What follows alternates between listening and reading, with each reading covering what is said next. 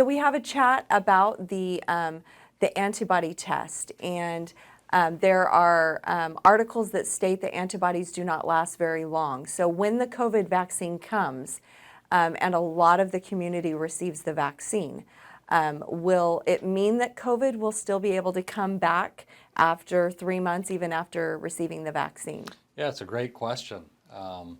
Again, while at times I might sound like an epidemiologist, I'm far from that.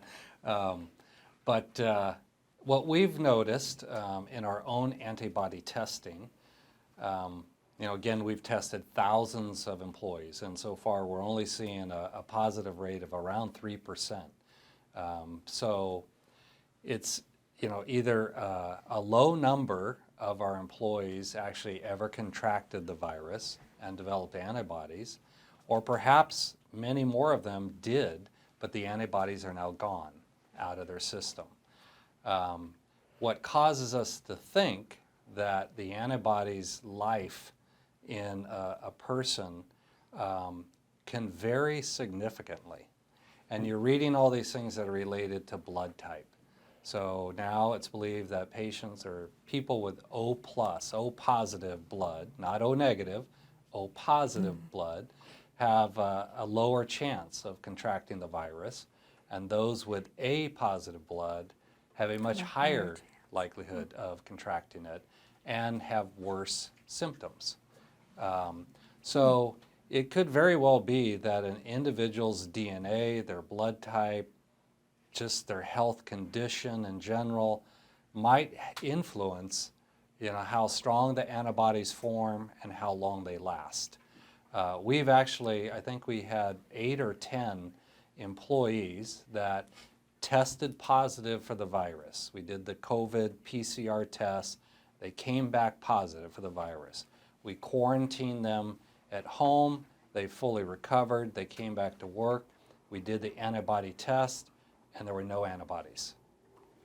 So where'd they go? Did they have them?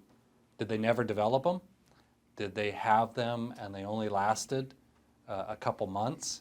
A number of these employees are employees that tested positive in March. They were some of the early employees. And then we did their antibody test in May, and they were already gone. So we have heard that sometimes they'll only last a couple months.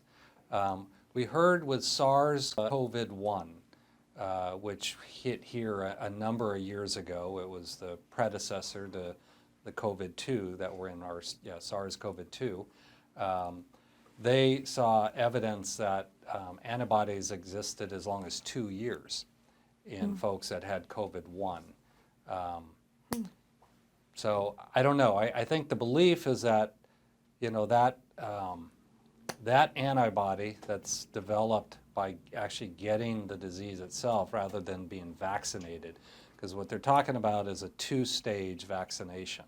They'd give you the initial shot to stimulate the creation of antibodies in your body. So they actually inject either the virus or a derivative of the virus that causes the antibodies to start being formed.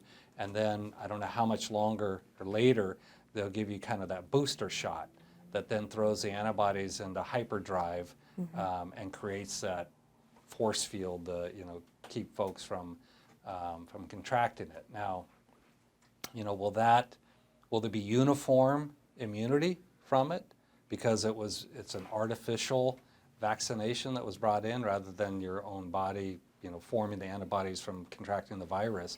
I look at the flu. 95% of our employees get vaccinated every year with the flu, but we still have a number of them that still contract the flu. The flu vaccine this last year, they predicted that it was about 45% effective. So is that because they didn't nail all of the strains that were in it? Or do people just, they all get the vaccine, but some have higher immunity than others? Don't know. Right. So, and we know far more about the flu than we know about COVID.